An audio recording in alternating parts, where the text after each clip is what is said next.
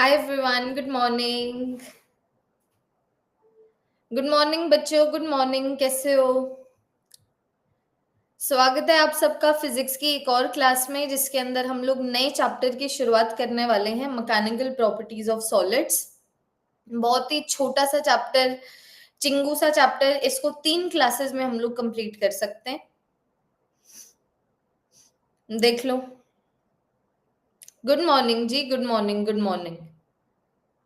आ जाओ, फटाफट से ज्वाइन करो और फिर कंटिन्यू करते हैं हम लोग हमारे सिलेबस कवरेज को। नए चैप्टर की शुरुआत होते हुए इंट्रोडक्टरी स्लाइड में बना देती हूँ, इतने और बच्चे भी ज्वाइन करते हैं। तो sharing the screen with all of you. ये तुम्हारी स्क्रीन है, इसको मॉडिफाई कर देती हूँ। तो ये हमारी क्लास कंडक्ट होती हुई 28 ऑफ अगस्त को, ठीक है, 28 ऑफ अगस्त को, जिसके अंदर हम लोग करेंगे मैकेनिकल प्रॉपर्टीज ऑफ सॉलिड्स। ये वाला चैप्टर करने में ना नींद आएगी, पता है। Mechanical properties of solids intellectually challenging ही नहीं है। Mechanical properties of solids. आज की क्लास में हम लोग बात करेंगे स्ट्रेस और स्ट्रेन के बारे में। स्ट्रेस और स्ट्रेन के बारे में, ठीक है। मैं कोशिश करूंगी इसकी सारी जो डीपीपीज है ना इस चैप्टर की, आज और कल के अंदर प्रोवाइड कर दूं, ताकि तुम्हारे पास सफिशिएंट टाइम बचे कि जब भी तुम लोग इन डीपीपी को सॉल्व करना चाहो तुम लोग सॉल्व कर सको।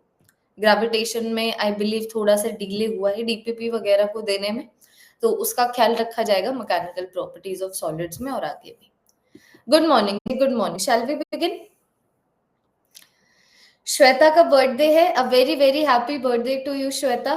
भगवान आपकी सारी मुरादें पूरी करे और आपको हिम्मत भी दें कि आपको ये जो चैप्टर है वो पढ़ने में मजा आए, क्योंकि मे बी आएगा। मे बी ऐसा हो सकता है कि किसी बच्चे को ऐसे चैप्टर्स पसंद है कि भाई ज्यादा दिमाग ना लगे, ठीक है, बस हमें बता दो, ठीक है, चीजें बिल्कुल सॉर्टेड होनी चाहिए और हमें दिक्कत नहीं होनी चाहिए। इस तरीके से हम लोग डॉक्टर बनेंगे। तो जिसको ये एक्साइटिंग लगता है, ये चैप्टर तुम्हें अच्छा लगेगा। बाकी जो ऐसे बच्चे हैं कि भाई ऐसा कुछ तो पढ़ा दो कि हमें भी लगे कि हमसे क्वेश्चन ना सॉल्व हो, है ना, तो वैसा ये चैप्टर है नहीं, तो वो बच्चे बोर होंगे, मुझे पता है। मैं तुम्हें बच्चों, before I begin with the class, तुम्हें एक चीज बताती हूँ। मुझे मैकेनिकल प्रॉपर्टीज ऑफ सॉलिड्स पढ़ाना इतना बोरिंग लगता है कि पिछले 3 सालों में इस साल मैं इस चैप्टर को ग्रेविटेशन के बाद करवा रही हूँ। वरना मैं पहले पूरा का पूरा सिलेबस कंप्लीट करवाती हूँ और फिर बाद में एक डिटेल्ड सिंगल शॉट देती हूँ मैकेनिकल प्रॉपर्टीज ऑफ सॉलिड्स के ऊपर। तुम समझ रहे हो?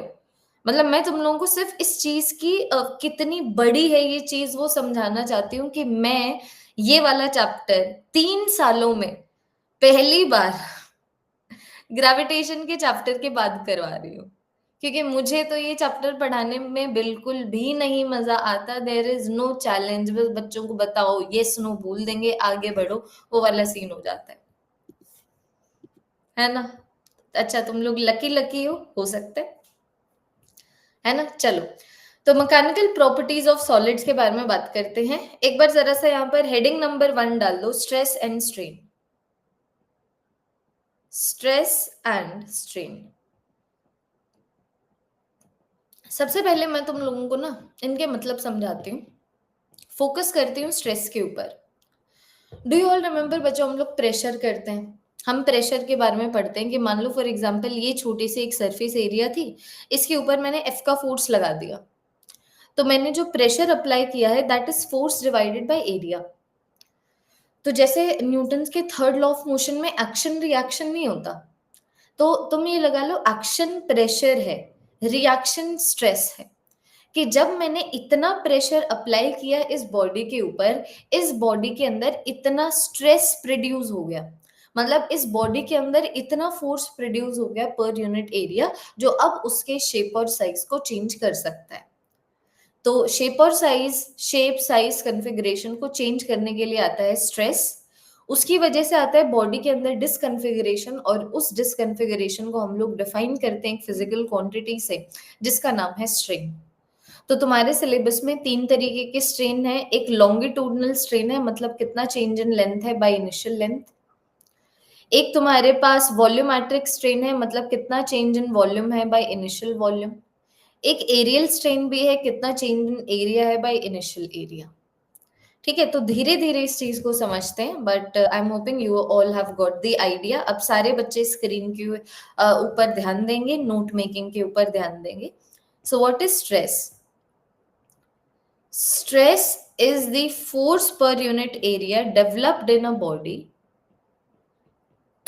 Stress is the force per unit area developed in the body, developed in the body when pressure is applied on it. When pressure is applied on it. और वैसे ही strain क्या है?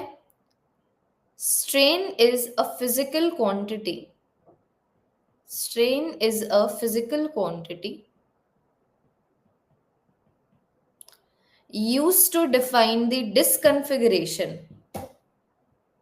लिखना. Strain is a physical quantity used to define the disconfiguration when stress is applied on the body. Used to define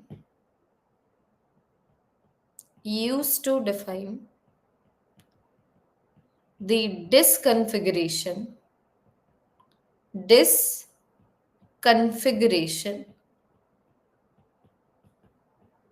produced in the body when stress is applied on it, when pressure is applied on it. When pressure is applied on it. जब मैं 11th-12th standard में थी ना, तो मेरे पास because you do not know my life story में भी, तुम्हें लग रहा होगा मेरे पास मैथमेटिक्स थी, बट नहीं थी। मैं आज फिजिक्स पढ़ा रही हूँ, इसीलिए ये जम्पशन हो सकता है, but I was a PCB student. और मेरी एक दोस्त थी जो पीसीएमबी की स्टूडेंट थी, तो फिर बाद में वो इंजीनियरिंग करने लग गई। मेरी लाइफ ने एक डिफरेंट टर्न ले लिया। तो हम लोग एक बार ऐसे ही अपनी नीट प्रिपरेशन जर्नी के बारे में बात कर रहे थे, तो उसने मुझे बताया कि तुझे पता है स्ट्रेस और प्रेशर में हल्का सा डिफरेंस होता है। तो मैंने उससे पूछा कि हल्का सा डिफरेंस स्ट्रेस और प्रेशर में, लेकिन प्रेशर भी फोर्स बाय एरिया है, स्ट्रेस भी फोर्स बाय एरिया है। तो उसने फिर बाद में मुझे बताया कि जैसे एक्शन रिएक्शन होता है, कि जैसे जब आप एक्शन लगाते हो तब जाके आपको रिएक्शन मिलता है, वैसे ही जब आप बॉडी के ऊपर प्रेशर लगाते हो तब उसके अंदर स्ट्रेस क्रिएट होता है। तो हल्का सा डिफरेंस कि कौन पहले आ रहा है, कौन बाद में आ रहा है, कौन एक्शन है, कौन कॉन्सिक्वेंस है, बस इसमें फर्क है और सारी चीजें सेम है। मतलब तुम लोग समझ रहे हो? Pressure applied on the body, pressure is applied on the body, body के ऊपर मैंने प्रेशर लगाया। अब यहाँ पर वेक्टर शेक्टर का सीन नहीं है, वो वाली मैकेनिक्स नहीं है इस चैप्टर में। Pressure is applied on the body, stress is produced in the body. Order क्या है? Stress is produced in the body, उसके बाद strain is produced in the body. Strain is produced in the body, produced in the body. ये है तुम्हारे पास order of sequence जब भी तुम लोग एक बॉडी के ऊपर प्रेशर लगाते हैं। So this chapter is not about applying pressure. It is about once the pressure has been applied, what happens inside the body. तो पहले उसके अंदर स्ट्रेस प्रोड्यूस होता है, फिर उसके अंदर स्ट्रेन प्रोड्यूस होता है। तो अगर मान लो मैं सबसे पहले सिर्फ स्ट्रेस के बारे में बात कर लूं, स्ट्रेस के बारे में, अब अगर मान लो मैं यहां पर बात कर लूं, तो मान लो फॉर एग्जांपल ये एक कुछ एरिया है, देखना, मान लो ये इस तरीके से एक एरिया आ गया ए का। दो सिनेरियोज हो सकते हैं कि या तो मैं इसके ऊपर इस तरीके से फोर्स लगा दूं बच्चों। अब ये है ना कि मैं कैसा भी फोर्स लगा के स्ट्रेस नहीं प्रोड्यूस कर सकती, या तो मैं इसके ऊपर इस तरीके से फोर्स लगा दूं, ठीक है, या फिर मान लो मैं इस बॉडी के ऊपर ऐसे फोर्स लगा दूं, या फिर मान लो मैं इस बॉडी के ऊपर ऐसे फोर्स लगा दूं। तो अगर मान लो मैं स्ट्रेस को यहाँ पर डिफाइन करती हूँ, तो यहाँ पर स्ट्रेस कितना आ गया, यहाँ पर स्ट्रेस आ गया एफ का फोर्स लगा है ए की एरिया के ऊपर, कि ए एक्चुअली में ए के अंदर दबाव प्रोड्यूस हुआ है, जहां पर मैंने फोर्स लगाया वहां पर डिसकन्फिग्रेशन प्रोड्यूस हुई है। लेकिन अब अभी अगर मान लो मैं सेकंड वाले केस की बात करूं, तो मेरे पास एरिया भी था और मैंने फोर्स भी लगाया, लेकिन मैंने इस बॉडी को दबाया नहीं। जब मैं ऐसे फोर्स लगा रही हूं, मैंने इस बॉडी को दबाया नहीं, तो यहाँ पर स्ट्रेस की वैल्यू क्या होगी, 0। और अगर मान लो मैं अपने यहाँ पर ये तीसरे सिनारियो की बात करूं, ठीक है, तीसरे सिनारियो की अब अगर मैं बात करती हूँ, जहां पर मान लो ये वाला एंगल तुम लोगों को थीटा गिवन है, ठीक है, मान लो ये वाला एंगल थीटा गिवन है, तुमने बॉडी के ऊपर इस तरीके से फोर्स लगाया, तो तुम ये सोचो ना, बॉडी के ऊपर ऐसे तो फोर्स लगाया, बट एक्चुअली में जो फोर्स बॉडी को दबा रहा है दैट इज एफ परपेंडिकुलर। तो अगर तुम लोगों को यहाँ पर स्ट्रेस डिफाइन करना है, तो तुम बोलोगे एफ परपेंडिकुलर का फोर्स लगा एक ही एरिया के ऊपर।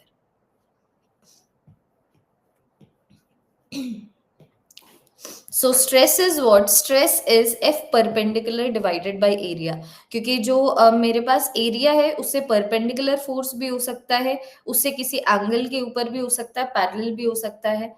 पैरेलल फोर्स फोर्स स्ट्रेस नहीं क्रिएट करता, ये तुम्हारे प्रेशर का कंसेप्ट है।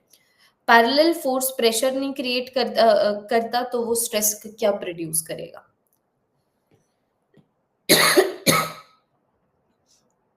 लिखो।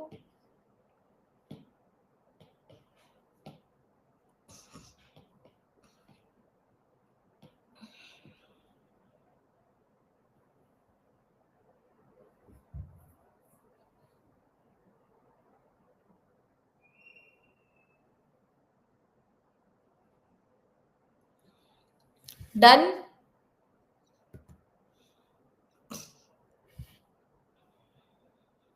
ठीक है, अब यहाँ पर आना सेकंड पॉइंट के ऊपर। तो इसके यूनिट्स और डायमेंशंस ऑब्वियस सी बात है, कौन से वाले हो जाएंगे, प्रेशर के हो जाएंगे। कि अगर मानो मैं इसके एसआई यूनिट की बात करूं, तो वो हो गया मेरे पास पास्कल, या तो मैं बोल दूं न्यूटन पर मीटर स्क्वायर। न्यूटन पर मीटर स्क्वायर को ही पास्कल बोलते हैं, साइंटिस्ट का नाम है तो कैपिटल पी आएगा यहाँ पे। और वैसे अगर मान लो मैं इसके डायमेंशंस की बात करूं, तो डायमेंशंस याद नहीं रखे जाते, निकाले जाते हैं। फोर्स मेरे पास आ गया mlt-2, एरिया मेरे पास आ गया एल का स्क्वायर, तो डायमेंशंस क्या बने, ml-1 t-2। देखो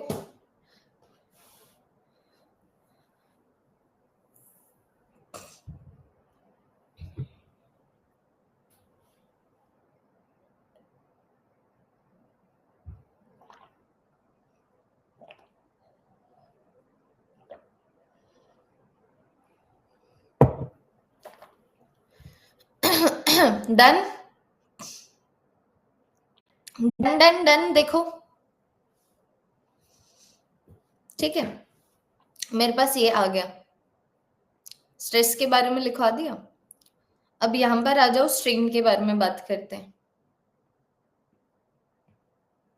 बी पॉइंट में जरा सा स्ट्रेन के बारे में बात करते हैं। तो स्ट्रेन एक ऐसी फिजिकल क्वांटिटी है जिसकी हेल्प से हम लोग क्या करते हैं, जो बॉडी के अंदर डिसकन्फिग्रेशन प्रोड्यूस हुई है उसको मैथमेटिकली डिफाइन करते हैं। तो स्ट्रेन बेसिकली हो जाता है चेंज इन डायमेंशंस, ये बेसिकली हो जाता है change in dimensions divided by original dimension divided by original dimension. जैसे कि इसके आगे हमारे पास 3 पार्ट्स।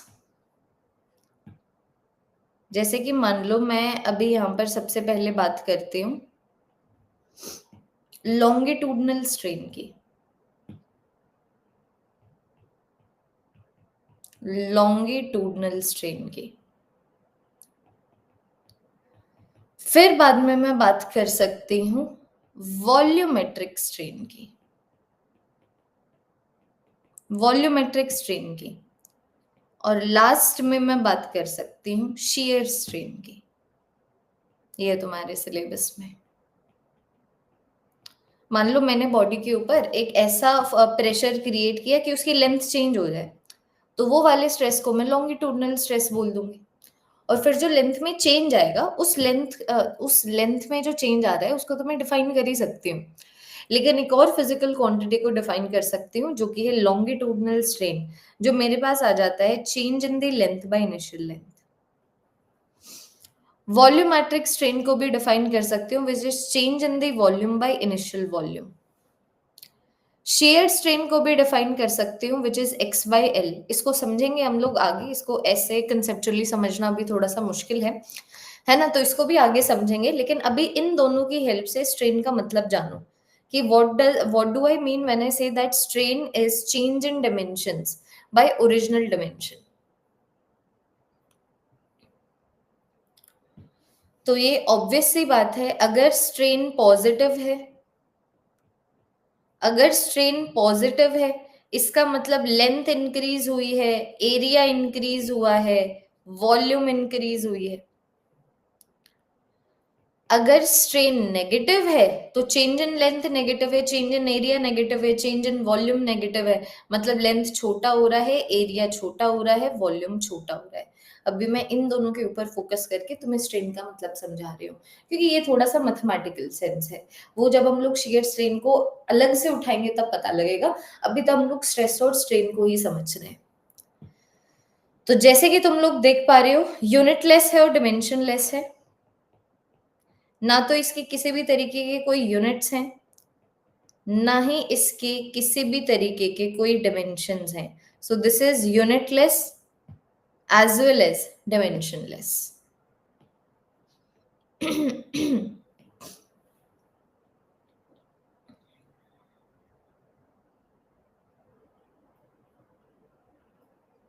लिखो एक बार।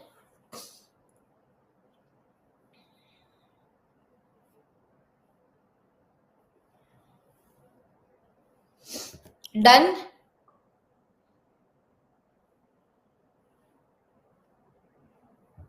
जब मैं बोलूं शेयर स्ट्रेन को छोड़ दो तो इसका मतलब क्या है कि उसके ऊपर क्वेश्चंस हैं कमेंट सेक्शन में। इतना ओवर स्मार्ट नहीं बनना है ना, छोड़ दो मतलब छोड़ दो। स्ट्रेन का मतलब समझो सिर्फ एरियल और लॉन्गिट्यूडनल की हेल्प से। जब शेयर को उठाएंगे तो प्रॉपरली उठाएंगे, तब तक नहीं उठा रहे नहीं उठा रहे। जैसे कि क्वेश्चन देती हूँ तुम्हें, मान लो मैंने तुम्हें बोला कि भैया ये मेरे पास ना इस तरीके से एक बबल था, बबल था, और इस बबल की 0.1 मीटर स्क्वायर की एरिया के ऊपर मान लो मैंने फोर्स लगा दिया 20 न्यूटन का। ठीक है, और इसकी वजह से क्या होता है, radius of the bubble, radius of the bubble reduces to half of its value, reduces to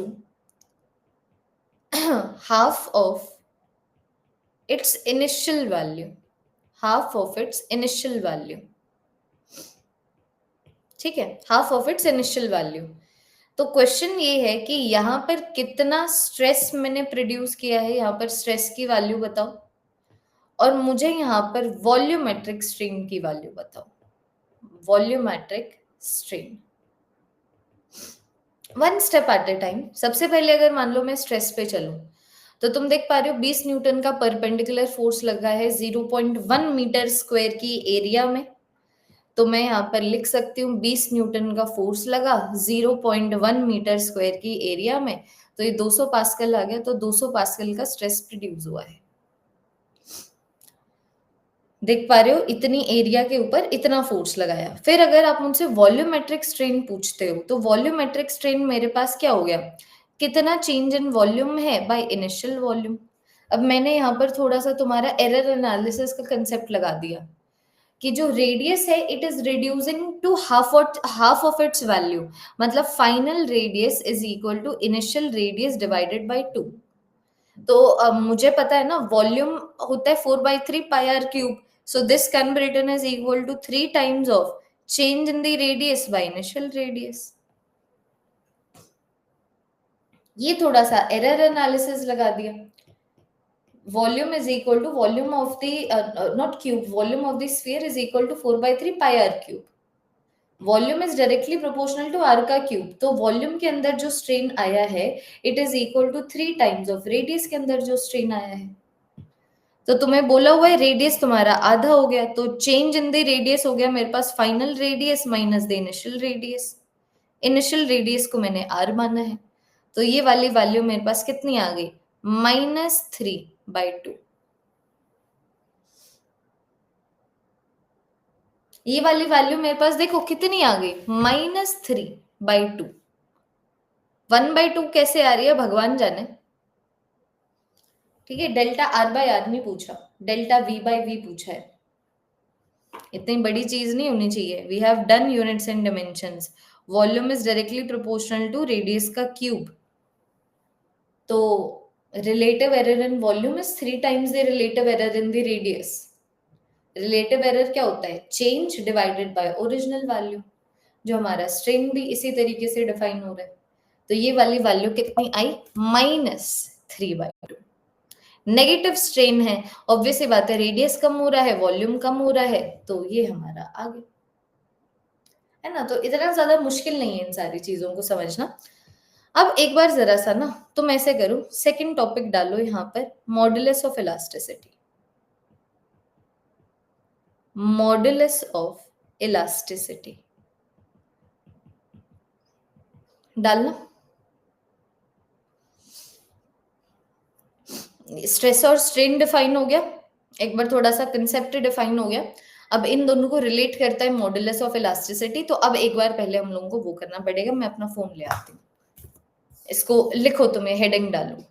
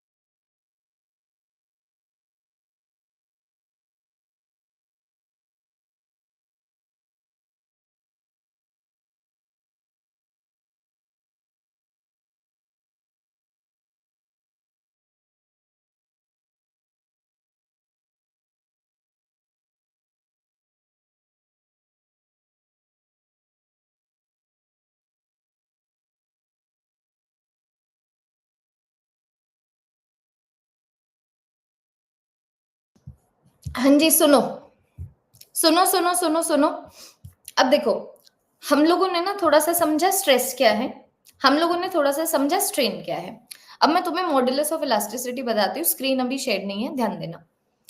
तो मुझे इतना पता है, और ये चीज हम लोग डे टू डे लाइफ में भी देखते हैं, कि अगर मैं किसी के ऊपर भी, मान लो फॉर एग्जाम्पल एक स्पॉन्ज बॉल है, ठीक है, मैंने उसके ऊपर इस तरीके से प्रेशर लगा दिया, तो उसकी वॉल्यूम चेंज होती है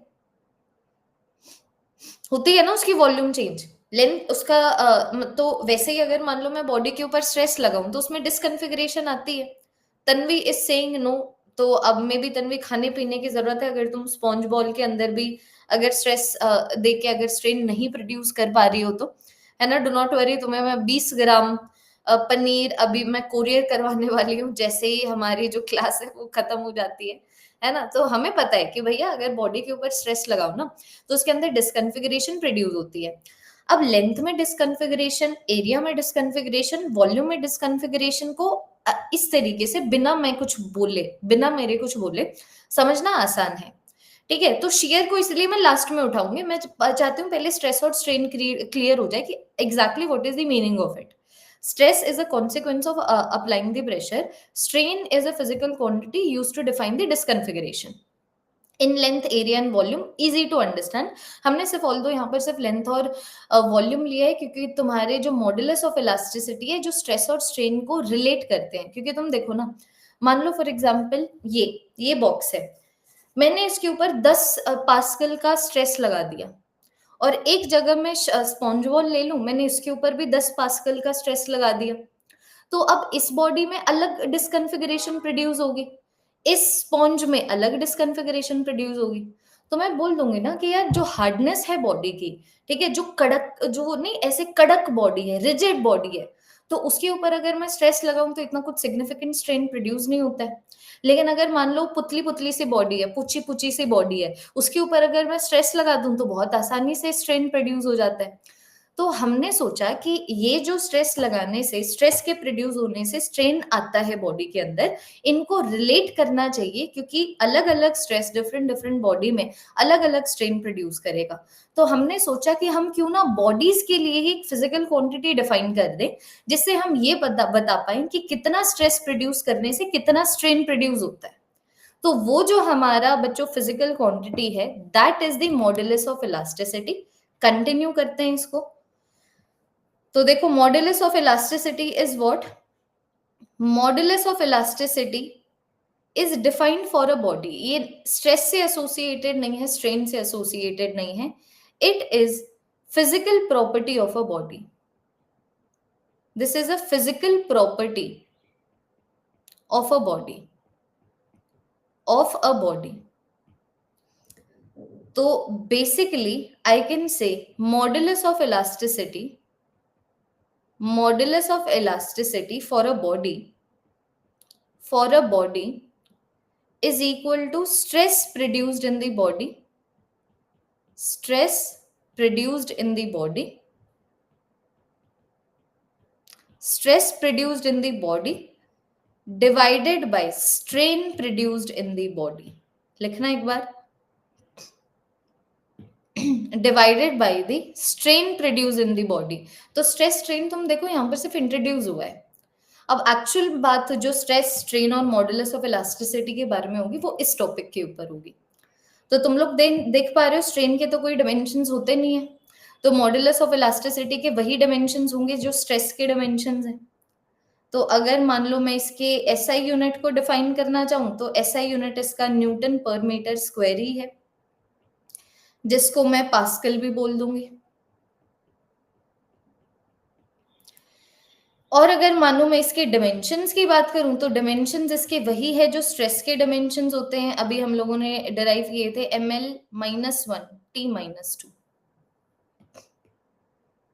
ml-1 t-2। अब देखो सिलेबस की बात है कि तुम्हारे सिलेबस में किन तरीके के स्ट्रेस है, किन तरीके के स्ट्रेन है, और किन तरीके के मॉडुलस ऑफ इलास्टिसिटी है।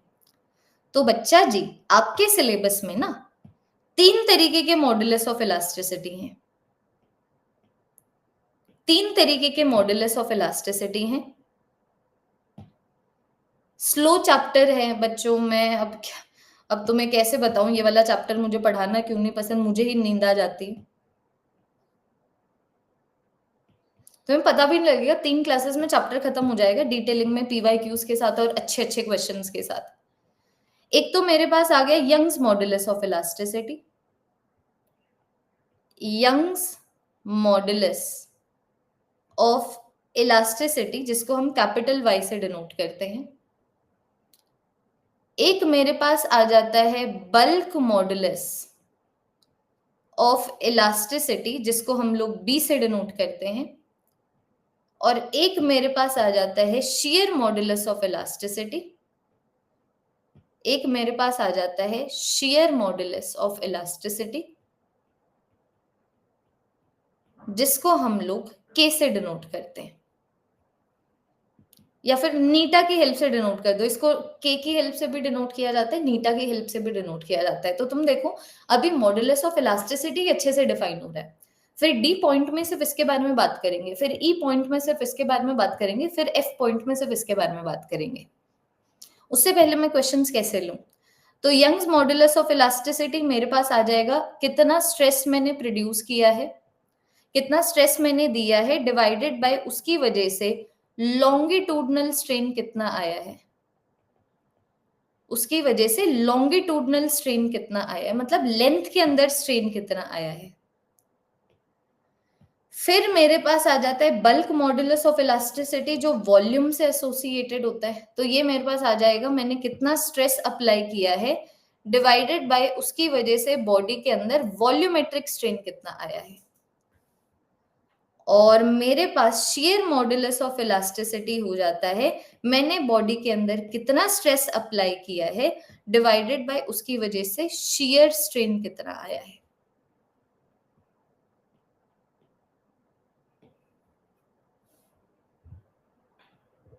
अब इन तीनों को एक एक करके उठाएंगे।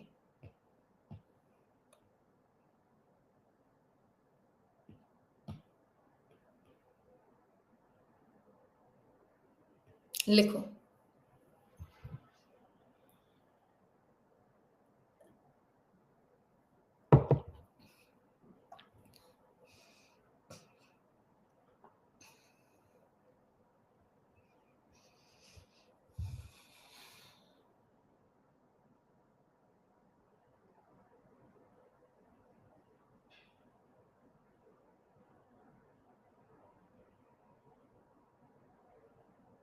इनमें से सबसे इंपॉर्टेंट, सबसे ज्यादा क्वेश्चंस यहां से बनते हैं।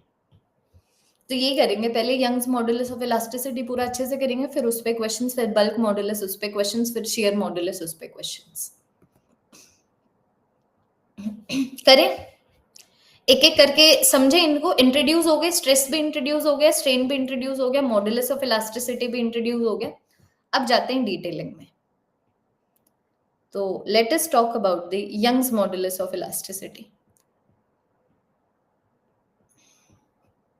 यंग्स मॉडुलस ऑफ इलास्टिसिटी, जिसको हम लोग ऐसे डिनोट करते हैं, वाई से डिनोट करते हैं। तो मान लो फॉर एग्जाम्पल ये मेरे पास इस तरीके से एक रॉड था, ध्यान दीजिएगा। मान लो मेरे पास ये इस तरीके से एक रॉड था, इसकी ये एरिया ए है, इस एरिया के ऊपर मैंने एफ का फोर्स लगाया। अब यहां पर ये जो रॉड है मैंने ऐसा फोर्स लगाया है जो इसकी लेंथ को इंक्रीज कर दे, तो मान लो इसकी जो लेंथ है इस तरीके से इंक्रीज हो गई। तो पहले वाले ले लो तुम लोग इनिशियल लेंथ, ये इनिशियल लेंथ इसकी ये है, फाइनल लेंथ इसकी ये है, और जैसे कि तुम लोग देख पा रहे हो यहां से लेके यहां तक चेंज इन द लेंथ आ जाएगा। तो मैं यहाँ पर डिफाइन कर सकते हो ना, this is equal to stress मैंने कितना अप्लाई किया, तो force divided by area, divided by उसकी वजह से स्ट्रेन कितना प्रोड्यूस हुआ, which is the change in the length by initial length. देखो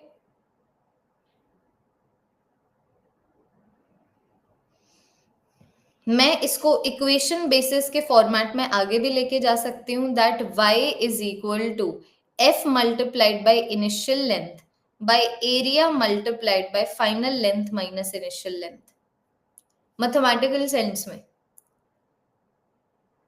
चेंज इन लेंथ हो गया ना, final length minus the initial length. तो मेरे पास आ गया Y A final length minus Y A initial length is equal to F initial length. तो बच्चा जी मेरे पास आ गया Y A final length is equal to initial length को कॉमन लेके एफ प्लस वाई ए। ये सब करने की जरूरत नहीं है, छोड़ो ना, काट दो उसको। क्या करोगे वो सब करके? मैं ऐसे फिजिक्स कब से ही पढ़ाने लग गई, ये देख लो। तो मैं बोल दूंगी कि भैया जो मेरे पास, अगर मान लो मैंने स्ट्रेस अप्लाई किया है, ठीक है, मान लो मैंने प्रेशर अप्लाई किया है और उसकी वजह से स्ट्रेस प्रोड्यूस हुआ है, ठीक है, तो दो सिनारियोज हो सकते हैं ना। ये देखो, दो सिनारियोज हो सकते हैं। हमारा एक सिनारियो ये हो सकता है large strain is produced, large strain is produced. एक सिनारियो ये हो सकता है स्मॉल स्ट्रेन इज प्रोड्यूस्ड, कि या तो बड़ा स्ट्रेन प्रोड्यूस हो गया या छोटा स्ट्रेन प्रोड्यूस हो गया। तो मैंने कुछ स्ट्रेस अप्लाई किया, तो अगर उसकी वजह से बड़ा स्ट्रेन प्रोड्यूस होता है, अगर डिनोमिनेटर बड़ा है तो मॉड्यूलस ऑफ इलास्टिसिटी छोटा हो गया। तो अगर लार्ज स्ट्रेन प्रोड्यूस हुआ है तो मॉड्यूलस ऑफ इलास्टिसिटी की वैल्यू स्मॉल है, और अगर छोटा स्ट्रेन प्रोड्यूस हुआ है तो मॉड्यूलस ऑफ इलास्टिसिटी की वैल्यू लार्ज है।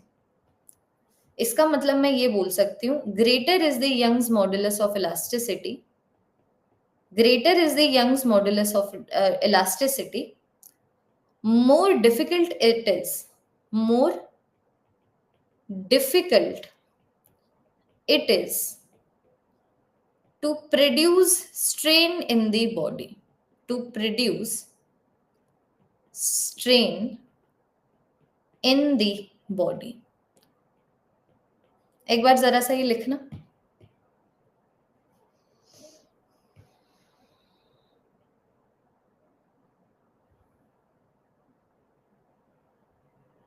इसका मतलब greater is the modulus of elasticity, more elastic is the body, more elastic is the body. एक बार जरा सा ये लिखो।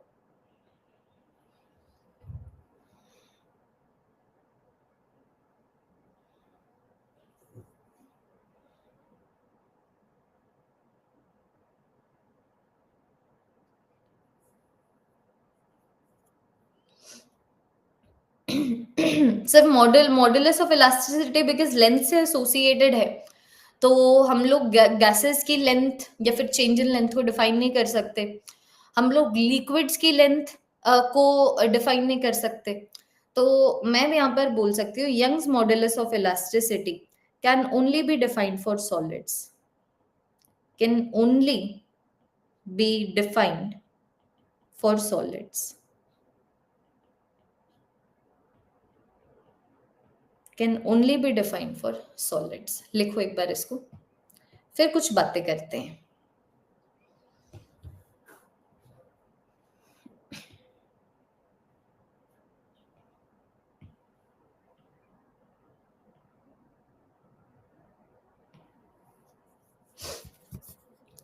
समझो एक बार, ठीक है।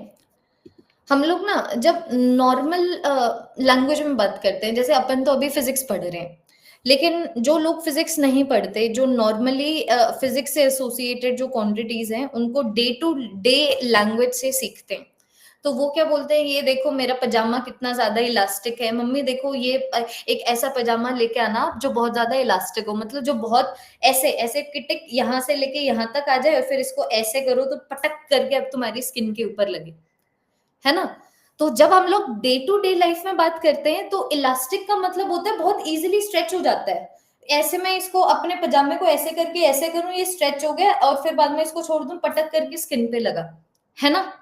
तो इलास्टिक की जो डेफिनेशन है हमारी डे टू डे लाइफ में, that is wrong, that is what, that is wrong.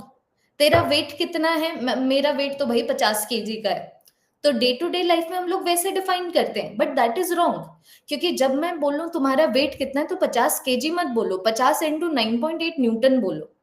वैसे मैं तुम लोगों को अब यहाँ पर फिजिक्स की सेंस में बात कर रही हूँ कि ज्यादा इलास्टिक का मतलब ज्यादा स्ट्रेचेबल या फिर ज्यादा कंप्रेसिबल नहीं। ज्यादा इलास्टिक का मतलब उसके अंदर डिसकंफिगरेशन लेके आना, उसको स्ट्रेच करना, उसको कंप्रेस करना कंपैरेटिवली डिफिकल्ट है। Do you all understand? तो अगर मान लो मैं तुमसे पूछूं रबर बैंड ज्यादा इलास्टिक है कि आयरन रॉड ज्यादा इलास्टिक है, which one is more elastic? Rubber band ज्यादा इलास्टिक है कि आयरन रॉड ज्यादा इलास्टिक है? Very good, iron rod is more elastic. तुम समझे? तो वही मैंने तुम लोगों को यहां पर लिखवाया है कि मॉड्यूलस ऑफ इलास्टिसिटी जिसका ज्यादा बड़ा होगा वो ज्यादा इलास्टिक है। तो मॉड्यूलस ऑफ इलास्टिसिटी के ज्यादा होने का मतलब ये है कि स्ट्रेस अप्लाई करके उसके अंदर स्ट्रेन प्रोड्यूस करना मुश्किल है। मतलब जिसको तुम लोग ज्यादा से ज्यादा डिफिकल्टी के साथ कॉन्फ़िगर कर पाओ वो उतना ही ज्यादा इलास्टिक है। बाकी because modulus of elasticity length से एसोसिएटेड है, हम इसको गैसेस के लिए, लिक्विड्स के लिए डिफाइन नहीं कर पाएंगे। सॉलिड के लिए length, change in length define करना इजी है, इसलिए हम लोग इसको सॉलिड्स के लिए डिफाइन करते हैं। Let us do some questions. ऐसा ही चैप्टर है, कभी तुम्हें लग रहा हो अभी तक ये चैप्टर ऐसा है, मे बी आगे जाके थोड़ा सा इंटरेस्टिंग होगा। जैसे ये वाला टॉपिक भी इंटरेस्टिंग होने लगेगा, टॉपिक खत्म हो जाएगा, फिर नेक्स्ट टॉपिक आएगा बिल्कुल इसी तरीके का।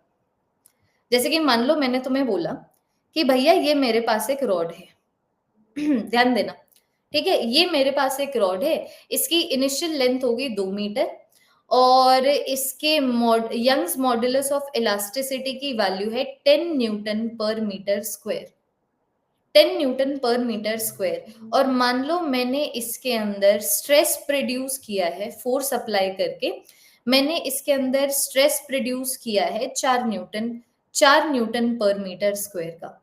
तो अब मैंने तुमसे इसकी फाइनल लेंथ पूछी हुई है कि देखो मैंने इसके ऊपर ऐसे फोर्स लगाया, ऐसे फोर्स लगाया, फिर स्ट्रेस प्रोड्यूस किया। तो अगर स्ट्रेस मैंने इतना प्रोड्यूस किया है, बॉडी का यंग्स मॉड्यूलस ऑफ इलास्टिसिटी इतना है, इनिशियल लेंथ इतनी है, फाइनल लेंथ बतानी है। तो मैं तुम लोगों को यहाँ पर एक फॉर्मूला नहीं लिखवा रही थी, फिर मैंने उसको कैंसिल आउट कर दिया था। वो फाइनल लेंथ का फॉर्मूला था। कौन करता है फाइनल लेंथ का फॉर्मूला? चेंज इन लेंथ निकालो, तुम डिफाइन करो। देखो डिफाइन करो, मॉड्यूलस ऑफ इलास्टिसिटी कितना हो जाएगा, कितना स्ट्रेस प्रोड्यूस किया है डिवाइडेड बाय स्ट्रेन कितना प्रोड्यूस हुआ है। तो मॉड्यूलस ऑफ इलास्टिसिटी है 10, स्ट्रेस मैंने 4 का लगाया है, तो डेल्टा एल बाय एल की वैल्यू मैं यहां से निकाल सकती हूँ ना। देखो डेल्टा एल बाय एल की वैल्यू तुम्हारे पास कितनी आ गई, 2/5। तो चेंज इन द लेंथ निकालो, चेंज इन द लेंथ आ गया 2/5 times of the initial length. ये इनिशियल लेंथ है, इनिशियल लेंथ 2 गिवन है, तो ये मेरे पास आ गया 4/5 मीटर। अब स्टेप 2 में फिर जाओ कि भैया देखो फाइनल लेंथ होगी, इनिशियल लेंथ कितनी थी plus change in the length कितना आया। तो इनिशियल लेंथ थी 2 मीटर और उसके अंदर change in the length produce कर दिया हम लोगों ने 4/5 मीटर का। तो ये मेरे पास क्या आ गया, ये मेरे पास आ गया 14/5 मीटर, या फिर ये वाली वैल्यू मेरे पास आ गई 2.8 मीटर।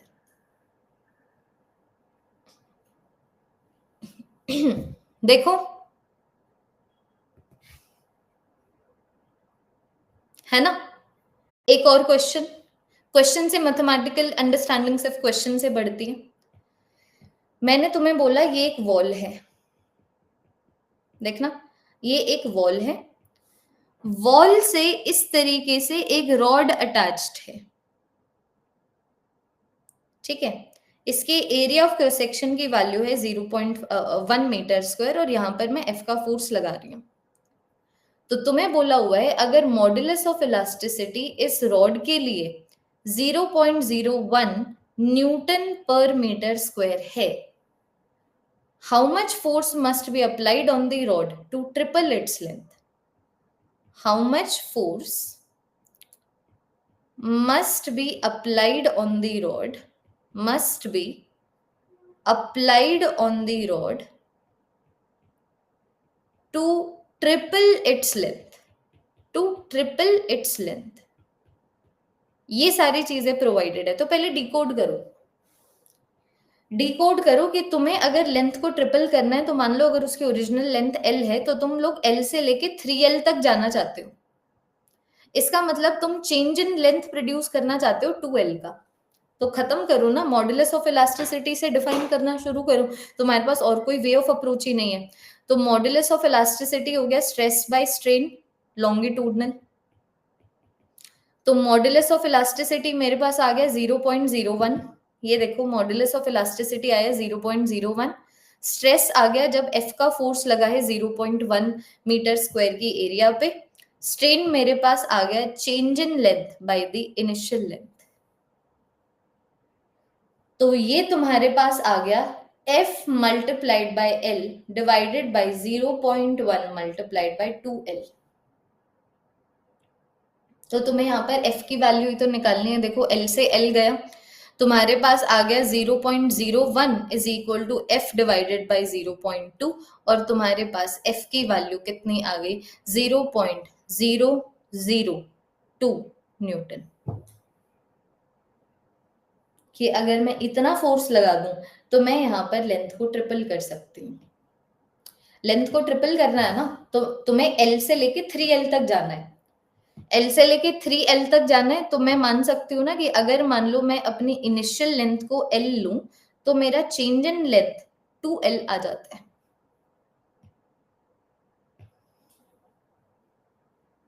देख पा रहे हो? हाँ जी, देख पा रहे हो?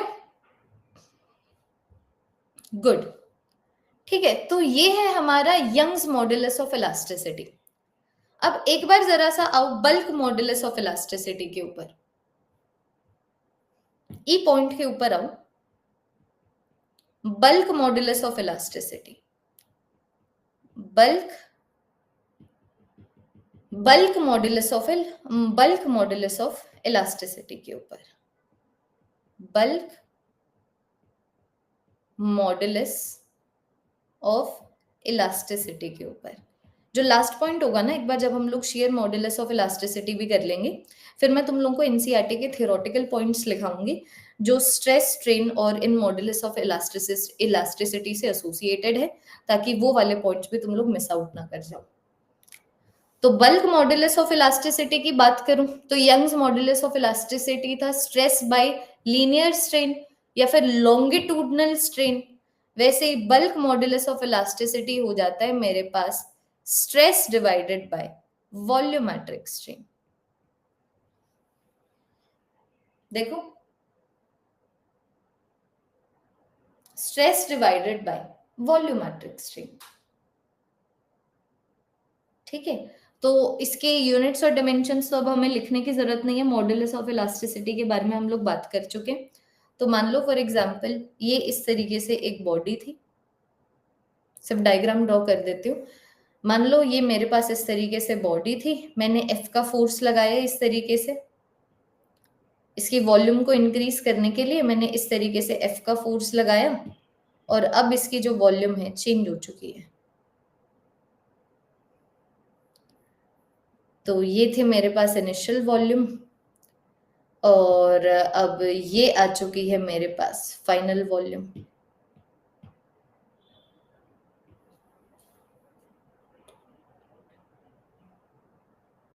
Stress divided by volumetric strain. तो दोबारा से मैं यहाँ पर अभी बिकॉज ये वॉल्यूम से एसोसिएटेड है, इसको मैं सॉलिड्स, लिक्विड्स और गैसेस सबके लिए डिफाइन कर सकती हूँ। Can be defined for solids, liquids and gases. अब एक चीज हम लोग ऑलरेडी लिख चुके हैं भैया, देखो मॉडुलस ऑफ इलास्टिसिटी में उसका एक और वर्जन यहाँ पर लिख देते हैं। बल्क मॉडुलस ऑफ इलास्टिसिटी की वैल्यू हाई होने का मतलब ये है it is more difficult to change its volume. It is more difficult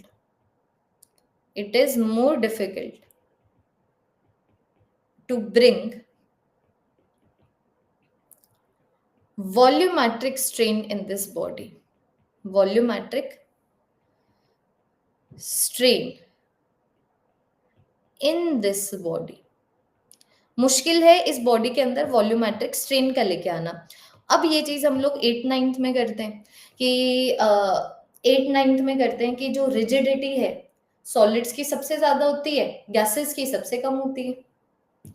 तो फिर ये जेन्युइन होना चाहिए कि मॉड्यूलस ऑफ इलास्टिसिटी भी जो है, जो बल्क मॉड्यूलस ऑफ इलास्टिसिटी भी जो है सॉलिड्स के लिए सबसे ज्यादा होगा क्योंकि वो सबसे ज्यादा रिजिड है, उससे ज्यादा कम होगा लिक्विड्स के लिए, और फिर बाद में सबसे ज्यादा कम होगा गैसेस के लिए।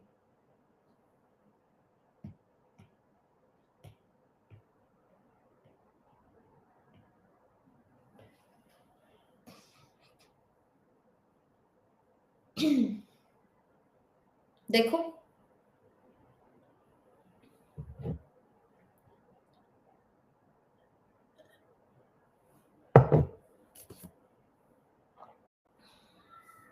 High modulus of elasticity Priyal, high bulk modulus of elasticity, come on.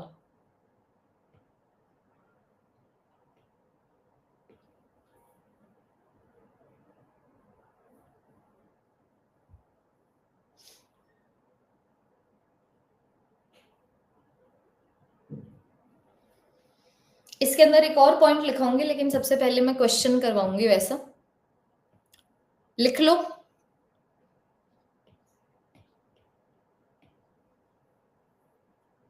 Done. अब ये क्वेश्चन देखना, पहले जेन्युइन क्वेश्चन से चलते हैं। तो मान लो मैंने तुम्हें बोला कि भैया ये मेरे पास एक बबल गम था, ठीक है, ये मेरे पास एक बबल था, इसके बल्क मॉड्यूलस ऑफ इलास्टिसिटी की वैल्यू है 20 न्यूटन पर मीटर स्क्वायर, 20 न्यूटन पर मीटर स्क्वायर। अब क्वेश्चन तुमसे यहां पर ये पूछा हुआ है, how much stress must be produced in it, must be produced, how much stress must be produced in the bubble to double its radius, to double its radius। तो तुम लोग सीधा सीधा बोलो, रेडियस को डबल करने का मतलब ये है कि हम लोग वॉल्यूम को 6 टाइम्स इंक्रीज कर रहे हैं। हाँ जी, रेडियस को डबल करने का मतलब ये है कि हम लोग वॉल्यूम को 6 टाइम्स मल्टीप्लाई कर रहे हैं, क्योंकि अगर मेरे पास डबल है आर के रेडियस का, तो इसकी वॉल्यूम कितनी होगी, 4/3 पाई आर क्यूब ना, आर का क्यूब। तो अगर मैं यहाँ पर इस बबल के रेडियस को डबल कर रही हूँ, वॉल्यूम 6 टाइम्स हो रही है, मतलब तुम v से लेके 6v तक जा रहे हो। तात्पर्य इसका क्या है कि अगर आप यहां पर इनिशियल वॉल्यूम को v लेते हैं तो आपको चेंज इन वॉल्यूम 5v लेना है। और खत्म, फिर डिफाइन करो modulus of elasticity, bulk modulus of elasticity कितना आ गया, stress divided by volumetric strain. तो तुम्हारे पास आ गया 20 इज इक्वल टू कितना स्ट्रेस मैंने अप्लाई किया है डिवाइडेड बाय उसकी वजह से कितना स्ट्रेन प्रोड्यूस हुआ है, तो change in volume 5v, initial volume v। तो यहाँ पर स्ट्रेस की वैल्यू देखो कितनी आ गई, स्ट्रेस की वैल्यू आ गई तुम्हारे पास 100 पास्कल्स। जो इजी है वो है, sorry sorry sorry sorry 8 times होगा, सही कह रहे हो, अपॉलॉजीज। 2 का क्यूब 8 होता है, वॉल्यूम यहाँ पर 8 टाइम्स हुई है, वॉल्यूम यहाँ पर 8 टाइम्स हुई है, मतलब हम v से लेके 8v तक जा रहे हैं, मतलब चेंज इन वॉल्यूम 7v है। करेक्शन कर देती हूँ, thank you so much for bringing this to my notice. तो चेंज इन वॉल्यूम आ गई 7v, अगर मैं इनिशियल वॉल्यूम को v लेती हूँ तो स्ट्रेस की वैल्यू आ गई 140 पास्कल्स। अब ठीक है, बिल्कुल सही बोला तुमने, 8 टाइम्स हो जाएगा, रेडियस डबल हुआ है तो वॉल्यूम हमारा 8 टाइम्स हो जाएगा, ठीक है। तो ये तो हो गया जहां पर हम लोग क्या कर रहे हैं ना, जहां पर हम लोग डील कर रहे हैं bulk modulus, change in volume और वॉल्यूम से, इनिशियल वॉल्यूम से। अब ऐसा सेम क्वेश्चन डेंसिटी की टर्म्स में भी बन सकता है, ठीक है। मान लो मैंने तुम्हें बोला कि मेरे पास एक लिक्विड है, ठीक है, मैंने बोला मेरे पास एक लिक्विड है जिसके बल्क मॉड्यूलस ऑफ इलास्टिसिटी की वैल्यू है 4 न्यूटन पर मीटर स्क्वायर। क्वेश्चन अब ये है, हाउ मच स्ट्रेस, अगर मैं तुम लोगों को फ्लूइड मैकेनिक्स करवा चुकी होती ना, तो एक ऐसा क्वेश्चन बनता है जहां पर तुम्हें पूछा जाता है कि तुम पानी के कितने नीचे जाओ, ठीक है, तुम पानी के कितने नीचे जाओ सच दैट पानी की डेंसिटी इतने परसेंटेज से चेंज हो जाए। बट उसमें फ्लूइड मैकेनिक्स के गॉज प्रेशर का कंसेप्ट लग रहा है जो अभी तक हम लोगों ने किया नहीं है, तो वैसे पीवाईक्यूज भी अभी तक हम लोग नहीं सॉल्व कर सकते।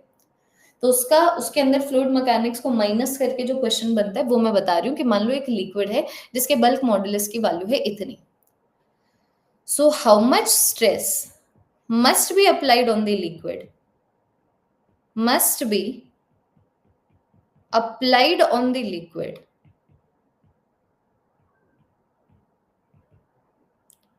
so that its density, so that its density decreases by 2%। कि एक लिक्विड है उसके बल्क मॉडुलस ऑफ इलास्टिसिटी की वैल्यू दे दी, और अब तुमसे पूछा हुआ है कि तुम लोगों को इस लिक्विड के ऊपर कितना फोर्स लगाना, सॉरी, तुम लोगों को इस लिक्विड के ऊपर कितना स्ट्रेस अप्लाई करना पड़ेगा, कितना प्रेशर अप्लाई करना पड़ेगा अगर तुम चाहते हो इसकी डेंसिटी 2% से डिक्रीज कर जाए। तो मैं चलूंगी भाई अपने नॉर्मल मेथड से कि भैया बल्क मॉडुलस ऑफ इलास्टिसिटी हो जाता है, कितना स्ट्रेस मैंने अप्लाई किया है डिवाइडेड बाय उसकी वजह से कितना वॉल्यूमेट्रिक स्ट्रेन प्रोड्यूस हुआ है। मेरा अप्रोच यही होगा, चाहे जो मर्जी हो जाए। तो ये मुझे निकालना है, इसकी वैल्यू गिवन है, ये मुझे सीधा सीधा नहीं गिवन है, तो ये मैं सीधा सीधा निकालूंगी। देखो, density is equal to mass by volume, density is inversely proportional to the volume. तो मैं बोल सकती हूँ ना कि जितना पॉजिटिव चेंज आया है डेंसिटी में, जितना पॉजिटिव रिलेटिव चेंज आया है डेंसिटी में, उतना ही नेगेटिव रिलेटिव चेंज आ जाएगा वॉल्यूम में। कि अगर मान लो डेंसिटी 1% से इंक्रीज कर रही है, इसका मतलब वॉल्यूम 1% से डिक्रीज करिए। ये देखो, density is equal to mass by volume, density is inversely proportional to the volume. तो अगर मैं छोटे से चेंज की बात करूं, क्योंकि यहाँ पर छोटा सा चेंज है तो मैं ये बोल सकती हूँ डेंसिटी के अंदर जितना भी पॉजिटिव रिलेटिव चेंज आया है, वॉल्यूम के अंदर उतना ही नेगेटिव रिलेटिव चेंज आएगा, है ना। तो मेरे पास आ गया डेल्टा वी बाई वी, जिसकी वैल्यू मुझे चाहिए वो मेरे पास आ गया negative of delta rho by rho. तो एक चीज तुम्हें गिवन है कि जो डेंसिटी है 2% से डिक्रीज कर रही है, इसका मतलब change in the density by density multiplied by 100 is equal to -2। तो ये वाली वैल्यू तुम्हारे पास कितनी आ गई, ये वाली वैल्यू तुम्हारे पास कितनी आ गई, 2/100। तुम बोलो ना डेंसिटी अगर 2% से डिक्रीज करिए, देखो अगर तुम लोगों को इतनी मैथमेटिक्स नहीं करनी थी तो तुम लोग सीधा सीधा ऐसे भी तो चल सकते थे कि अगर डेंसिटी डिक्रीज हो रही है 2% से, ठीक है, इसका मतलब ये है वॉल्यूम इंक्रीज करेगी 2% से, इसका मतलब change in the volume by initial volume multiplied by 100 is equal to 2। तो तुम्हारे पास आ गया change in the volume by initial volume can be written is equal to what, 2/100। तो इसकी वैल्यू तुम्हारे पास नहीं थी, इसकी वैल्यू तुमने निकाल ली 2/100, बल्क मॉडुलस ऑफ इलास्टिसिटी हो गया 4, और ये आ गया तुम्हारे पास आंसर। तो स्ट्रेस की वैल्यू कितनी आ गई, 4 इंटू 2/100, ये वाली वैल्यू कितनी आ गई, 0.08 पास्कल्स।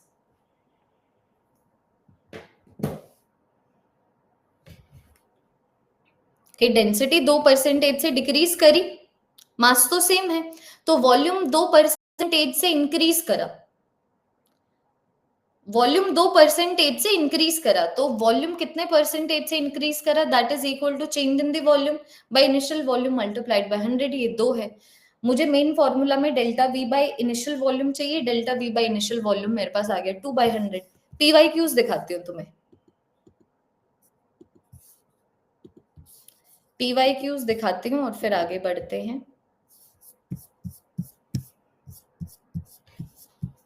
शांति से बैठो, शांति से बैठो, 2 मिनट दो, पीवाई क्यूज लेके आ रही हूँ।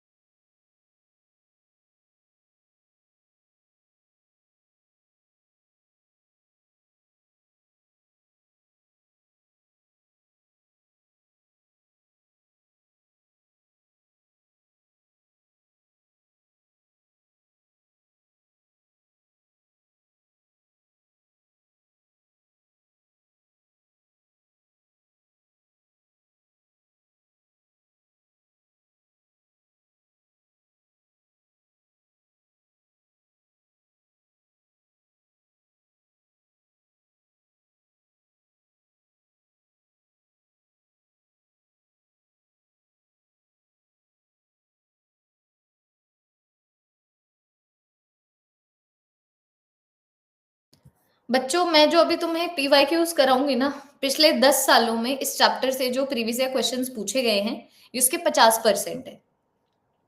ठीक है, बस 24 और 25 रह गया। 50% of the PYQs we are going to solve in today's class, which is the first class of this chapter. समझ रहे हो? दिखाऊंगी, एक मिनट। 2024 और 25 को भी स्कैन कर लूं बस।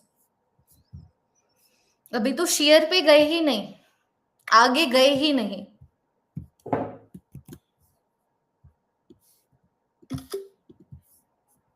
एक क्वेश्चन आता है वरना आता ही नहीं है। इसका जो सबसे इंपॉर्टेंट टॉपिक है that is the modulus of elasticity.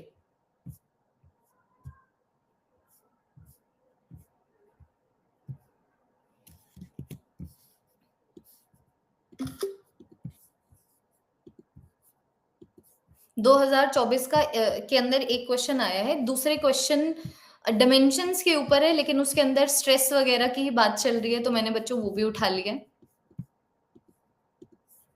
2025 का है तुम्हारा, रुक जाओ। 2025 में आई डोंट बिलीव आया है क्वेश्चन, लेट मी रीचेक।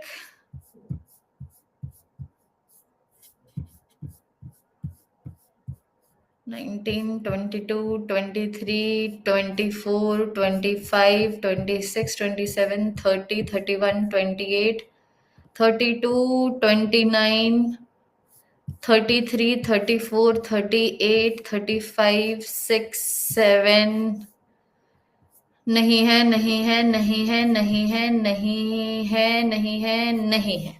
आ जाओ, चलो।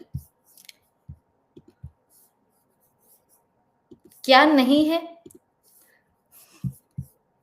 आप में पेशेंस। बताऊं कितने पीवाईक्यूज करवाऊंगी, समझो।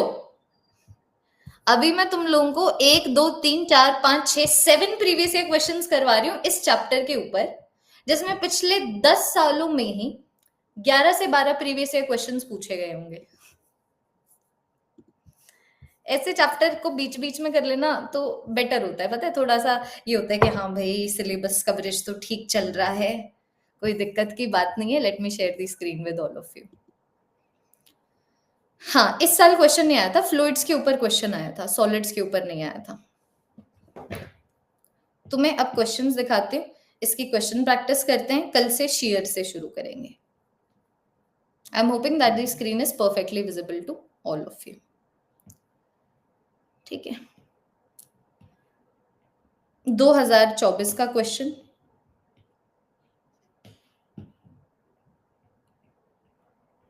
ठीक है, ये है वो डिमेंशंस वाला जिसको मैंने इसी चैप्टर का काउंट कर लिया। 2024 का क्वेश्चन।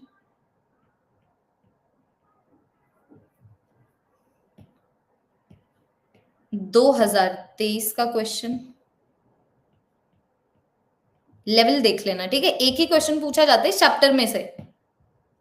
फिर आगे तो लिखा ही हुआ है, ये है मेरे पास 2015 का। ठीक है, ये और ये। एक बार जरा सा यहां से शुरू करते हैं। तो 2024 में तुमसे पूछा हुआ था, ये डायमेंशंस का क्वेश्चन है, लेकिन यहाँ पर स्ट्रेस और स्ट्रेन आ रहा है तो करवा सकती हूँ। ऐसी कौन सी क्वांटिटीज हैं जिनके सेम डायमेंशंस हैं जैसे सॉलिड एंगल के होते हैं? तो एंगल डायमेंशनलेस होता है ना, m0, l0, t0। तो ऐसी कौन सी क्वांटिटीज हैं जिनके डायमेंशन सेम है, m0, l0, t0? 2024 का क्वेश्चन, फटाफट से बताइए। Strain and angle, stress and angle, strain and arc, या फिर एंगुलर स्पीड एंड स्ट्रेस?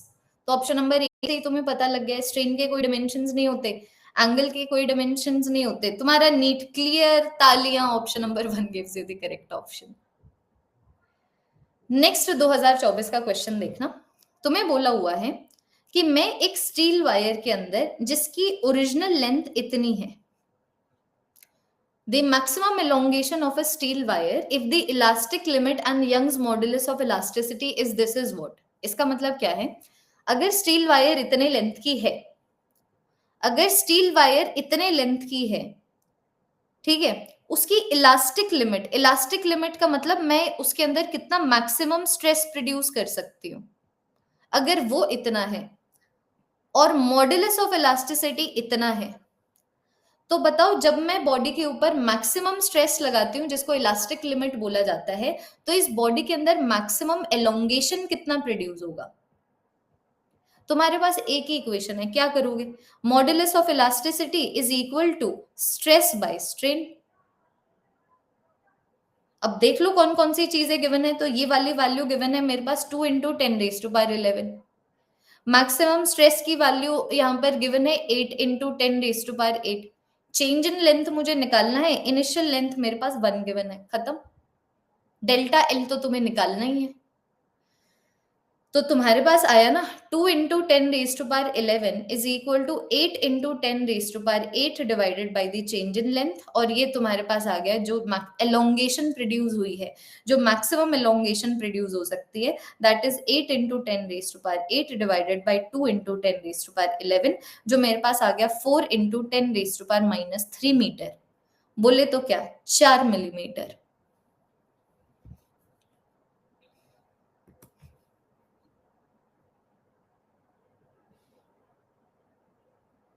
है ना? What is elastic limit? ये आगे भी करवाऊंगी जब स्ट्रेस, मतलब अभी के लिए नहीं लिखवाती हूँ, क्योंकि ये आगे लिखवाऊंगी जब मैं तुम्हें ग्राफ करवाऊंगी स्ट्रेस स्ट्रेन का। ठीक है? इलास्टिक लिमिट होता है मैक्सिमम स्ट्रेस जो आप बॉडी के अंदर प्रोड्यूस कर सकते हैं बिफोर इट ब्रेक्स। तो maximum stress maximum strain produce करेगा। मैक्सिमम स्ट्रेन प्रोड्यूस होने का मतलब maximum change in the length. 2023 का क्वेश्चन पढ़ते हैं, ठीक है? वायर को मैंने सस्पेंड किया एक सीलिंग से, ठीक है? वायर को मैंने सस्पेंड किया एक सीलिंग से, और मैंने उसके नीचे एक डब्ल्यू का वेट अटैच कर दिया। तो अगर वायर का क्रॉस सेक्शनल एरिया इतना है, तो बताओ वायर के अंदर कितना लॉन्गिट्यूडनल स्ट्रेस प्रोड्यूस हुआ है। तो एक बार पहले ड्रॉ कर लेते हैं ताकि समझ आ जाए। तो ये मेरे पास इस तरीके से थी एक पतली सी वायर, ये देखो, ये मेरे पास थी एक पतली सी वायर, यहां पर मैंने डब्ल्यू का वेट अटैच कर दिया, और तुम्हें गिवन है ये वाला area of cross section A है। तो तुम्हें स्ट्रेस बताना है, तो स्ट्रेस क्या हो जाएगा बच्चों? स्ट्रेस हो जाएगा कि मैंने इस वायर के ऊपर, वायर के अंदर कितना स्ट्रेस प्रोड्यूस हुआ है, it will be equal to what? It will be equal to मैंने वायर के ऊपर कितना फोर्स लगाया डिवाइडेड बाय वायर के कितने एरिया के ऊपर वो फोर्स लगा। तो तुम देखो ना, मैंने अगर डब्ल्यू वेट को अटैच किया हुआ है, तो यहाँ पर फोर्स कितना लगा? डब्ल्यू का। तो वायर का, तो मैंने वायर के अंदर फोर्स प्रोड्यूस किया डब्ल्यू का, मैंने वायर के ऊपर फोर्स लगाया डब्ल्यू का, जो लगा एक ही एरिया ऑफ क्रॉस सेक्शन के ऊपर। तो स्ट्रेस कितना प्रोड्यूस हुआ? डब्ल्यू बाय ए। जज कर लो अब ये पीवाईक्यूज। आधे से ज्यादा पीवाईक्यूज आज की क्लास में हो रहे हैं। अभी तक तो हम लोगों ने कितनी चीजें नहीं करी हैं, ठीक है? अब देखना, पहले ऐसे ऐसे क्वेश्चंस करवाती हूँ, या तो एग्जैक्ट डेफिनेशन बेस्ड क्वेश्चंस आते हैं बच्चों, या फिर कंपैरिजन क्वेश्चंस आते हैं। अभी मैं डिफाइन करने वाले क्वेश्चंस करवा रही हूँ। एक बार ये क्वेश्चन देखना, ऐसा ही क्वेश्चन 2020 में पूछा गया था। तुम्हें बोला हुआ था कि एक वायर की लेंथ है L, उसका एरिया ऑफ क्रॉस सेक्शन है A, और वो हैंग कर रहा है एक सपोर्ट से, हैंग कर रहा है एक सपोर्ट से। तो तुम्हें बोला हुआ है कि जो वायर की जो लेंथ है ना, L से लेके L1 तक चली जाती है, जब हम लोग उसके ऊपर M का मास सस्पेंड करते हैं। मतलब तुम लोग यहां पर समझ पा रहे हो कि मान लो अगर ये मेरे पास वायर है, वायर का कोई मास नहीं है, वायर का कोई वेट नहीं है, ये देखो, वायर का कोई वेट नहीं है, ये इस तरीके से वायर है जो मासलेस है। यहां पर मैंने M का मास सस्पेंड किया, और जो लेंथ है L से लेके L1 तक चली गई। तो फिर तुम्हें बोला हुआ है कि ये जो वायर है, इसके लिए Young's modulus of elasticity define करो। तो यंग्स मॉड्यूलस ऑफ इलास्टिसिटी कितना हो जाएगा? Stress divided by linear strain, बोले तो change in the length by initial length. तो स्ट्रेस कितना प्रोड्यूस हुआ, तुम खुद देख लो, स्ट्रेस कितना प्रोड्यूस हुआ? वायर के ऊपर mg का फोर्स लगा ए के एरिया ऑफ क्रॉस सेक्शन के ऊपर। तो मेरे पास स्ट्रेस कितना आ गया? स्ट्रेस मेरे पास आ गया mg divided by A. Strain मेरे पास कितना आ गया? Change in the length, change in the length होता है final length minus the initial length divided by the initial length. तो ये मेरे पास क्या आ गया, ये मेरे पास आ गया mg multiplied by l divided by a multiplied by L1 minus, this is L1 minus L। कौन से ऑप्शन में गिवन है? Option number D gives you the correct answer. कैसे लगे PYQs? इजी है तो है ना, है ना, इजी है तो है। अभी तो मैं तुम लोगों को और मेरे क्वेश्चंस मेरे दिमाग में आ रहे, मजा ही आ जाएगा। रुको, अब ये वाला क्वेश्चन देखना, ये वाला क्वेश्चन देखना। तुम्हें बोला हुआ है कि एक स्फेरिकल बॉडी के लिए, 2017 का क्वेश्चन है, ठीक है ये। तुम्हें बोला हुआ है कि एक स्फेरिकल ऑब्जेक्ट के लिए मॉडुलस, बल्क मॉडुलस की वैल्यू b है, और इसके ऊपर मैं p का प्रेशर लगा रही हूं, p का प्रेशर लगा रही हूं। तो तुमसे यहां पर ये पूछा हुआ है what is the fractional decrease in the radius. So what is fractional decrease in the radius? It is the decrease in the radius by initial radius. तो तुम देखो ना बच्चों, मेरे पास स्फीयर है ना, volume is directly proportional to radius का cube, पहला क्वेश्चन जो आज की क्लास में हुआ था। Volume is directly proportional to radius का क्यूब, तो change in the volume by initial volume is equal to 3 times the change in the radius by initial radius. Units and dimensions में करते हैं हम लोग। So can I say that the fractional decrease in the radius is 3 times the fractional decrease in the volume?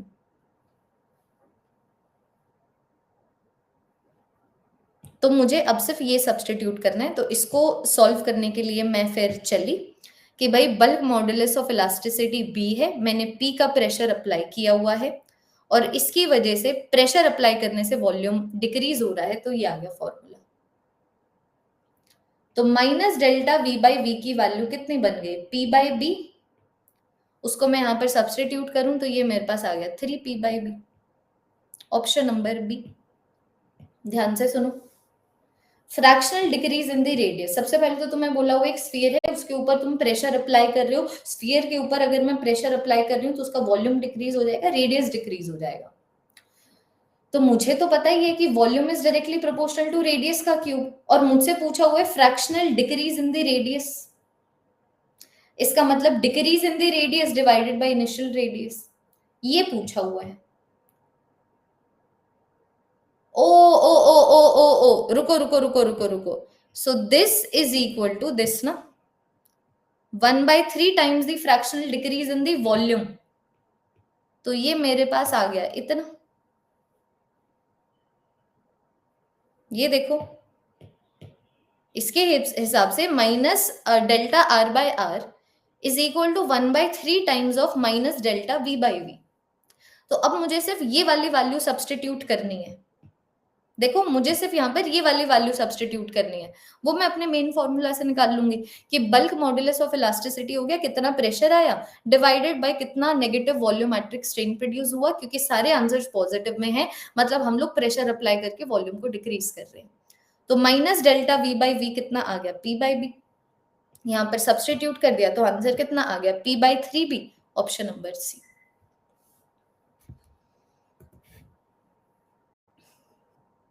क्या आया मेरे पास? Option number सी। अब ये मैंने तुम लोगों को सारे क्वेश्चंस करवा दिए बच्चों, पिछले 10 सालों में जो पूछे गए हैं, जो डेफिनेशन के ऊपर बेस्ड हैं। अब 2 क्वेश्चंस करवाती हूँ जो कंपैरिजन के ऊपर बेस्ड हैं, जैसे 2018 का क्वेश्चन और ये 2015 का क्वेश्चन, ठीक है, और ये 2015 का क्वेश्चन। अब देखो क्वेश्चन क्या है, 2015 का करते हैं। तुम्हें बोला हुआ है जो यंग्स मॉडुलस ऑफ इलास्टिसिटी है स्टील का, it is twice in that of the brass. So Young's modulus of elasticity जो है स्टील का, it is twice than that of the brass. पहली चीज ये गिवन है। दोनों वायर सेम लेंथ की है, same area of cross section की है, और सेम रूप से मैंने टांगी हुई है। तो जो इनिशियल लेंथ है स्टील की, वही इनिशियल लेंथ है ब्रास की। जो एरिया ऑफ क्रॉस सेक्शन है स्टील का, वही एरिया ऑफ क्रॉस सेक्शन है ब्रास का, और ये मैंने टांगे हुए हैं, ठीक है। तो अब मैं चाहती हूं कि जो मतलब दोनों सेम लेंथ के हैं, ठीक है, दोनों सेम लेंथ के हैं। अब मैं चाहती हूं कि दोनों का जो लोअर लेवल है ना वो भी सेम हो। तो अगर दोनों की इनिशियल लेंथ सेम है, तुम देखो मान लो यहां से मैंने टांगे हुए हैं, ठीक है, तो दोनों की इनिशियल लेंथ सेम है। अब मैं चाहती हूँ कि एक बार जब मैं वेट्स को टांगू, क्योंकि देखो हम लोग यहाँ पर वेट्स को ऐड करने वाले हैं, if we want the lower ends of the wire to be on the same level, then the weights that must be added to both of them are going to be in what ratio. तो मान लो मैंने यहाँ पर W1 का wait add कर दिया, यहाँ पर मैंने W2 का वेट ऐड कर दिया। अब मैं चाहती हूँ कि इनकी जो फाइनल लेंथ है वो भी सेम लेवल के ऊपर हो।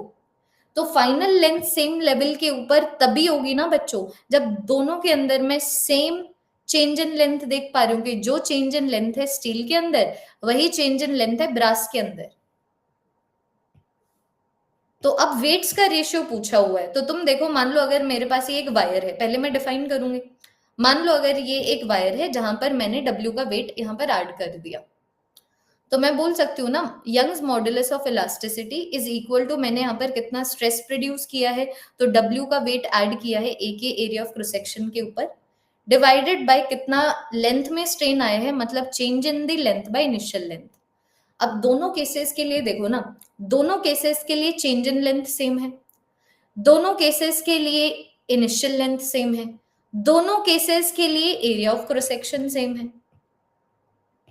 दोनों के लिए area of cross section same है, दोनों के लिए change in the length same है, दोनों के लिए इनिशियल लेंथ सेम है। So modulus of elasticity is going to be directly proportional to the wait.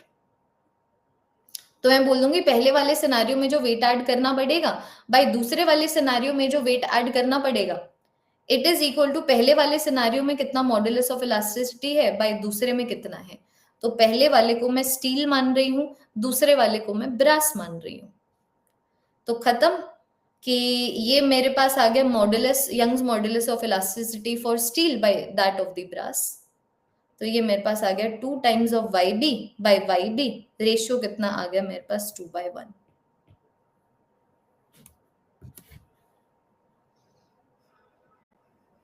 देखो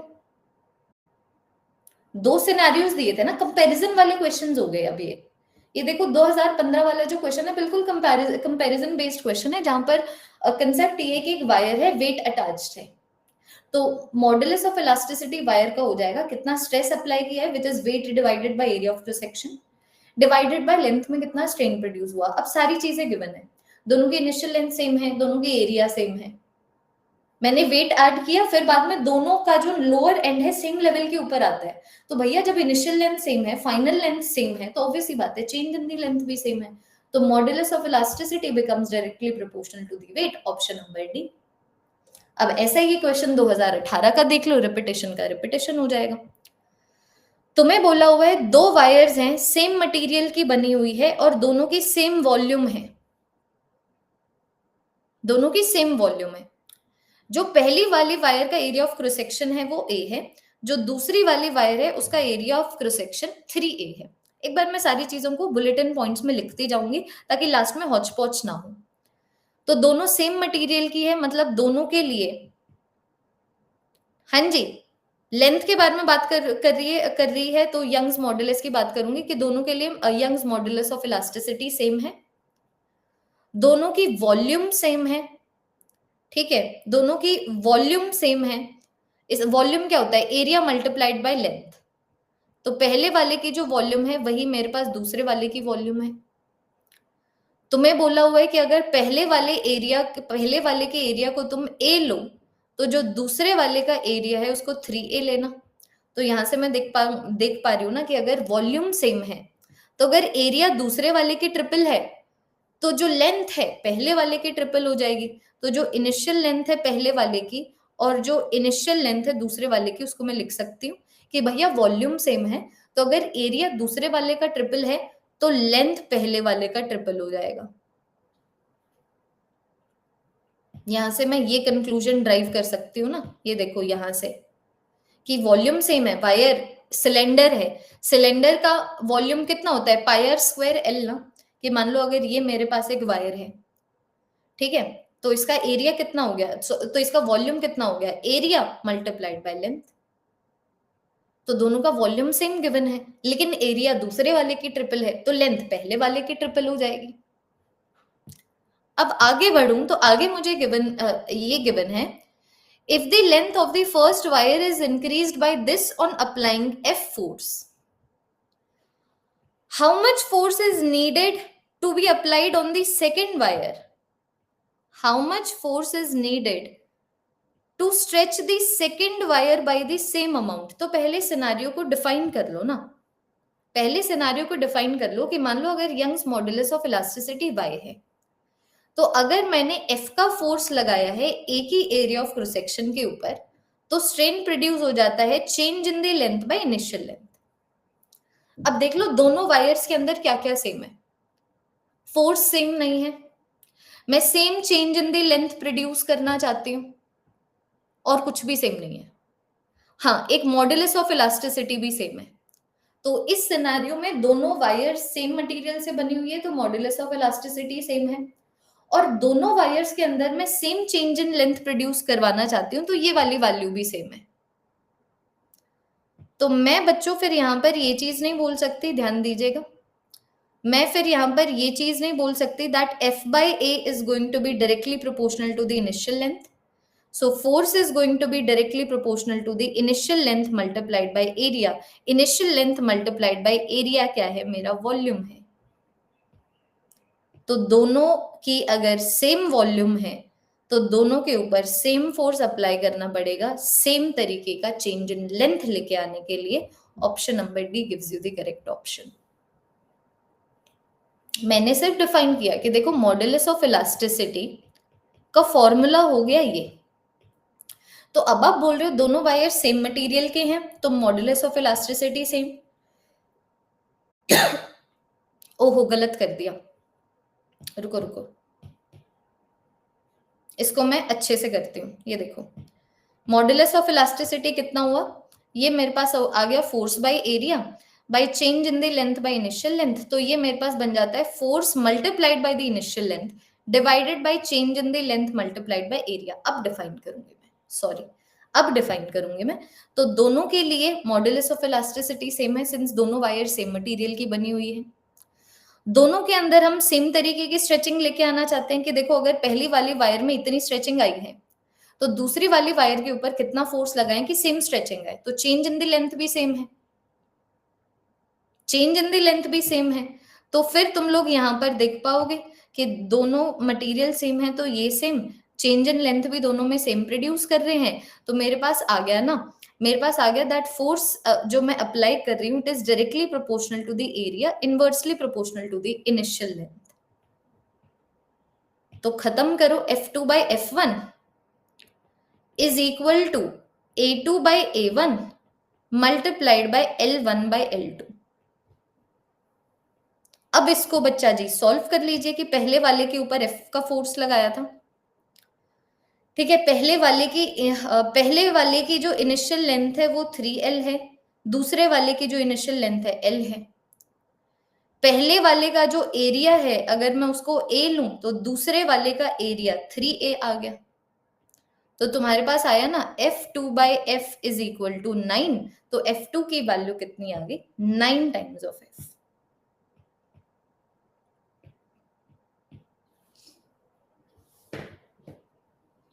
ये देखो दोनों कंपैरिजन बेस्ड क्वेश्चंस, केस दिया हुआ था, तो तुमने केसेस के लिए देखा कि दोनों केसेस के लिए क्या सेम है क्या डिफरेंट है। वेरी गुड क्वेश्चन, ठीक है, इतना करेंगे आज की क्लास में। और तुम देख लो 50% से ज्यादा पीवाईक्यूज तुम सॉल्व कर चुके हो, टेंशन नहीं लेनी है। अभी और भी क्वेश्चंस मैं तुम्हें मॉडुलस ऑफ इलास्टिसिटी पे करवाऊंगी, और भी कंपैरिजन बेस्ड क्वेश्चंस हम लोग क्लास में करेंगे, और फिर बाद में हम लोग चलेंगे इलास्टिक पोटेंशियल एनर्जी के ऊपर। इलास्टिक पोटेंशियल मतलब मैं तुम्हें क्या बताऊं, इस हफ्ते तैयार हो जाओ ये वाला चैप्टर भी इसी तरीके से कंप्लीट करने के लिए। बोरिंग नहीं लगा? पता नहीं यार, मुझे तो बहुत ही ज्यादा मौत आ गई। वरना तुम खुद बताओ क्लास के बीच में पीवाईक्यूज कहाँ करवाती हूँ मैं तुम्हें पीवाईक्यूज एडवांस क्वेश्चन की क्लास में करवाती हूँ जनरली, बट ये था कि भाई कुछ तो इंटरेस्टिंग है ना, मुझे भी तो थोड़ा सा मजा आए, तो पीवाईक्यूज तुम्हें करवा दिए। अब मिलते हैं फिर नेक्स्ट क्लास में। मिलते हैं कल सुबह 8 बजे इसी चैप्टर को आगे लेके जाने के लिए। कल खत्म कर देते हैं चैप्टर और फिर बाद में परसों को एडवांस क्वेश्चंस करते हैं इसी चैप्टर के ऊपर। ठीक है, ओके जी, bye bye, bye bye, take care, ख्याल रखो अपना, बाय बाय।